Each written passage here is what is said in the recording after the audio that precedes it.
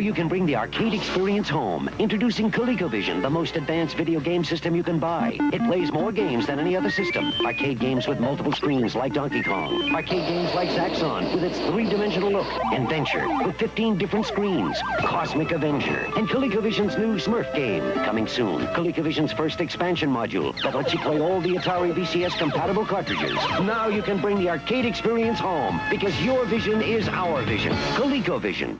The story of Coleco really starts in 1932. This is when Maurice Greenberg opened the Connecticut Leather Company. They started producing leather goods and leather shoe repair kits.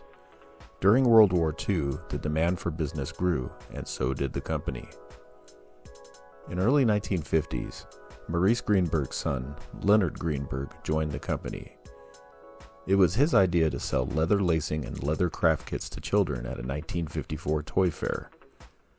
Their leather moccasins kit was chosen as the Child Guidance Prestige toy, and it was at this point the Connecticut Leather Company decided to go full on with kids' toys. In 1956, Leonard Greenberg bought a technology used to vacuum form plastic, which led the company to develop several small toys made out of plastic, including wading pools. In 1961, the leather and shoe finding portion of the business was sold off, and the Connecticut Leather Company abbreviated its name to Coleco. In 1963, Coleco acquired Castrell Corporation, which was a leading manufacturer of vinyl pools and toys. After this acquisition, Coleco became the largest manufacturer of above-ground swimming pools in the world. In 1966, the company had grown so large that Leonard persuaded his brother Arnold Greenberg to join.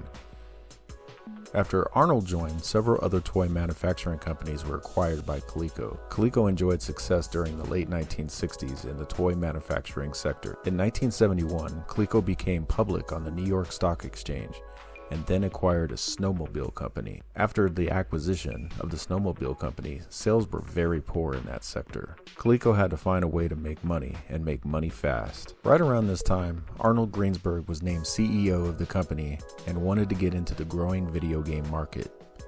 Coleco in 1976 started producing the Telstar dedicated game consoles. Nearly all these dedicated systems were built around a General Instruments Pong on a chip, which there was a shortage of at the time. But since Coleco was one of the first to order, they got their entire shipment while other companies didn't. This made Coleco a leader in the dedicated game console market in the 1970s.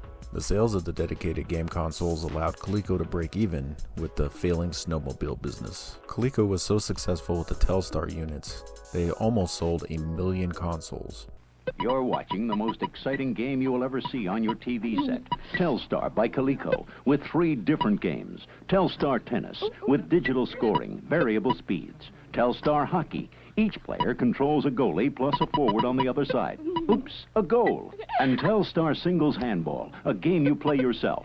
Telstar Handball, Tennis, Hockey. All 3 at an exciting low price. For great family fun, hitch your TV to a Telstar by Coleco. Coleco did well in the electronics video game market and wanted to continue their success. In 1979, Arnold Greenberg wanted to create a programmable home video game console with arcade quality games made up with off-the-shelf parts. Eric Brumley and his engineering team began to design the Colecovision.